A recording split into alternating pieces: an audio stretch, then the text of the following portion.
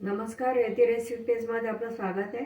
आज आपण गुलकंद लाडू कसे बनवतात ते बघणार आहोत। याच्यासाठी मी 1 वाटीभर ओल्या नारळाचा चव घेतला आहे।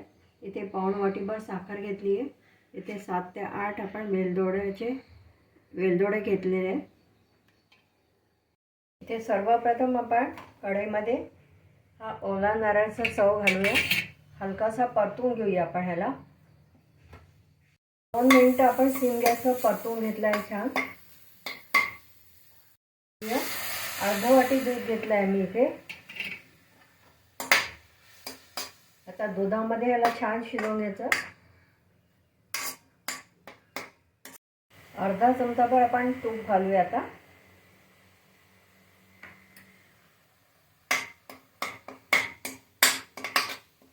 याच्यात अर्धा वाटी अजून दूध टाकले म्हणजे एकूण आपण 1 कप किंवा 1 वाटीभर दूध घातलेलं आहे। मध्ये आता साखर घालूया। साखर आपल्या आवडीप्रमाणे आपण कमी जास्त करू शकतो।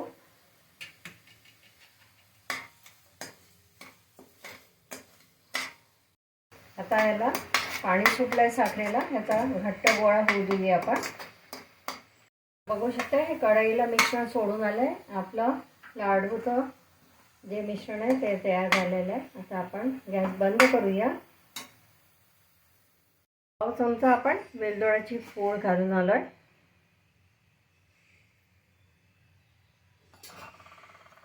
मिक्स करून घेऊया। आता हे लाडूचं जे मिश्रण आहे ते चांगलं पसरवून घ्यायचं, थंड करून घ्यायचं आपल्याला। त्यासाठी मी इथे 2 टेबलस्पून गुलकंद घेतलेला आहे। 5-6 काजू आणि 4-5 बदाम घेतले, त्याचं कूट करून घेतलेलं आहे। ओबडधोबडच करायचं आहे।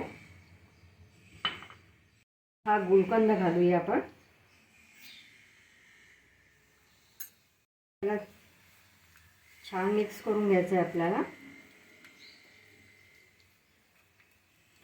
आता काजू बदाम नाही घातले, नुसता गुलकंद घातला तरी चालतो, पण गुलकंदाला पाणी असतं म्हणजे रस्सा असतो, त्यामुळे आपण थोडंसं काजू बदाम घालतो म्हणजे ते आपल्याला गोळे तयार करायला सोपे जातात।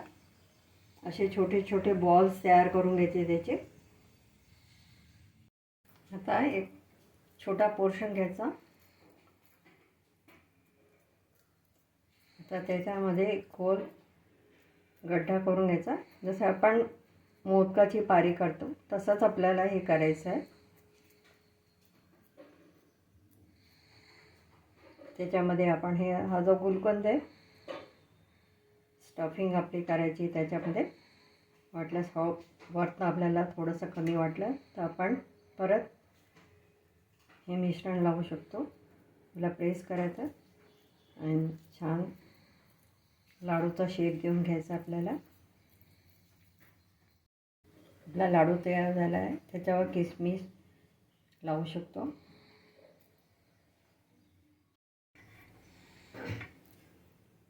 आपले लाडू गुलकंद लाडू तयार झाले। आता एका प्लेटमध्ये आपण सर्व करूया।